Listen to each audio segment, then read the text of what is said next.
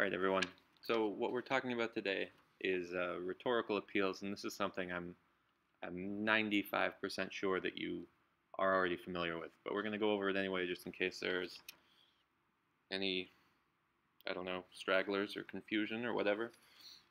In your packet, in your summer packet, the place where we are is at the top of the page. It says there's a space for your name, and it says AP English Language Rhetorical Analysis Exercise number 2.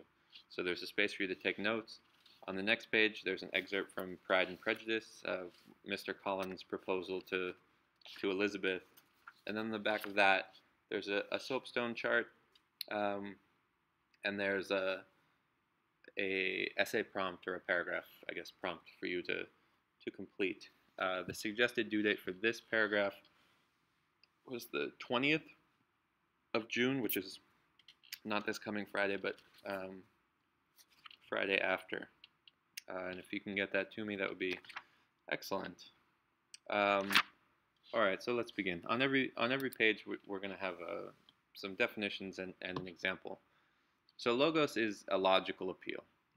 It's an appeal that uses facts, statistics, things that are seemingly irrefutable in support of one's argument. So logos simply means using logic in your argument, using reason. The power of a logical appeal is that it's seemingly difficult to manipulate.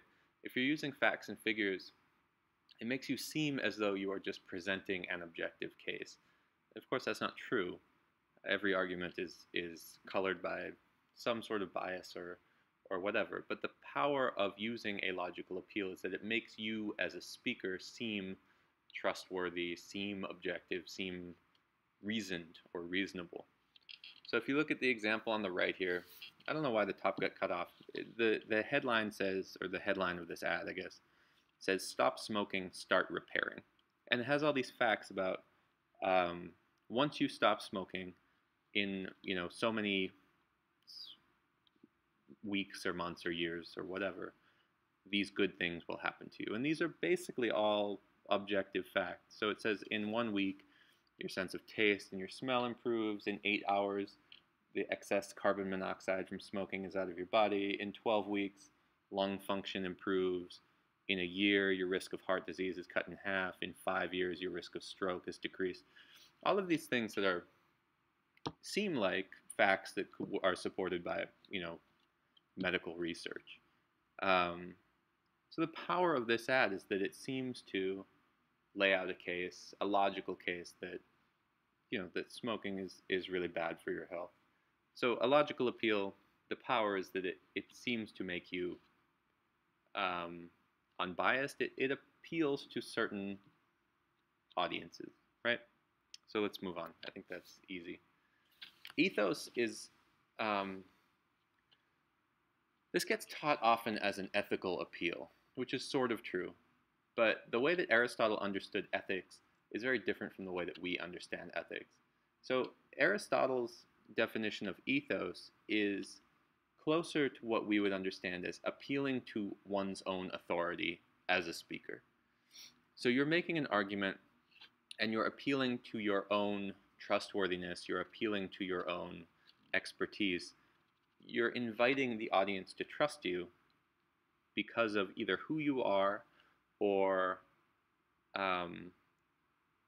the case that you make for yourself as an expert. There are two kinds of ethos. There's intrinsic ethos and extrinsic. Intrinsic refers to your trustworthiness based on just who you are. So this, what's on the left here would be an example of intrinsic ethos. This is an ad from Michael Jordan's shoes.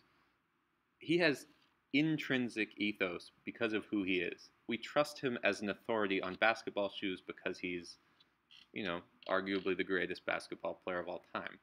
We trust him on that. The same is true of, let's see. For instance, when politicians endorse other politicians, the intrinsic ethos, excuse me, the intrinsic ethos is that, if you trust me, you should trust this other person. Extrinsic ethos is where the authority that you have as a speaker, the trust that you gain from the audience, is based on something that you say. So the power of this appeal, obviously, is just that an argument is more convincing if your audience trusts you as an authoritative speaker through either who you are or what you say. Now, if we take the example of Michael Jordan again, we say that he has intrinsic ethos about uh, as it relates to sneakers. Um, if the subject was not something related to basketball, if the subject was I don't know, foreign, diplomacy, he would have his ethos would be much weaker, his intrinsic ethos. Maybe it's possible he could have extrinsic ethos if he, started speaking about the subject and showed that he knew a lot. But his intrinsic ethos would be weaker in a realm outside of, say, basketball. The last one is pathos, and there's the sad dog ad. Pathos is an emotional appeal. Pathos, the word pathos comes from the Greek word for pity. So the original, Aristotle's original understanding was that you make the audience feel pity for you. And we've sort of expanded the definition of an emotional appeal beyond that. So it can be any emotion that you're trying to get the audience to feel. It could be pity, it could be sadness, but it could also be, anger, fear. Those are emotional appeals. But the author is trying to get you, the audience, to act a certain way because of a feeling that you have, rather than because of facts. So the power of this appeal is that some audiences are simply more persuaded by emotion than reason. If you look at this ad on the side here, this sad dog, I mean, we don't know anything about this dog. There's really no facts. Like, we don't even really know that this dog is being abused. It could just be a sad-looking dog. It's powerful because this image of a dog that looks really sad can kind of manipulate people into giving money where, I don't know if statistics about dog shelters would be as powerful as this one image. So let's talk about some kind of overall notes as you think about how to write about rhetorical appeals in your rhetorical analysis writing. So it's important to remember that rhetorical appeals are audience-focused. The rhetorical appeals are trying to make the audience feel a certain way. It's not about how the author or speaker feels. It's about how the author or speaker is making the audience feel.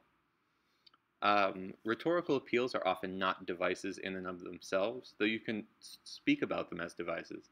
But it's important to note that, for instance, an emotional appeal is often based on an anecdote or a short story. Ethos, developing ethos for yourself is often based on, your word choice, your perceived expertise. Logical appeals are most often based on the use of statistics, which you could call a device in and of itself. The rhetorical appeals are made up of other devices. It's just important to know that. And when you analyze a rhetorical appeal, it's important to keep your analysis focused not on what the author feels, but on what the audience is being made to feel and why. So different audiences in different contexts will find different appeals most effective or persuasive. So if you think about, an audience of businessmen or economists, business people, I should say, or economists, that sort of audience is going to be much more likely to be persuaded by a logical appeal than an emotional appeal, right? Just by their nature. If you talk about an audience of, I don't know, cat lovers, the emotional impact of, an image of a sad-looking cat who's allegedly being abused is probably going to be much more persuasive to that audience than the audience of economists. So different audiences in different contexts will find different things most effective or persuasive. And that's what you want to get at in your analysis, is why is this particular appeal effective or not for this particular audience. So if you look at the excerpt from Pride and Prejudice, which is in your packet, this is an example of an author kind of misunderstanding his audience. Mr. Collins is making a marriage proposal, right? And in a marriage proposal, we would expect him to use, I mean, I don't know how you hope your marriage proposals go in the future, but I would think in a marriage proposal, we expect to see kind of an emotional appeal, right, based on love and these sorts of emotions. What Mr. Collins does is very different. So your assignment, you're going to annotate that section, you're going to do the soapstone chart on the back, and then your assignment is to look at the rhetorical appeals that Mr. Collins uses and analyze why they either are or are not effective. I think you'll have a lot to choose from. So the due date for this is the 20th, which is, let's see, today is Monday the 9th, so it's 2 Fridays from now is the suggested due date for this. The sooner you get it in, the sooner I can give you feedback on it. And that's, I think that's everything that I have for you. So you can look for the third rhetorical analysis. You're going to start looking for that probably in about another week's time. All right? So if you have any trouble with it, please do get in touch with me, dpeary@smush.org, or like I said, you can tweet at me if you want to take all the fun out of Twitter for yourselves. Okay? Good luck.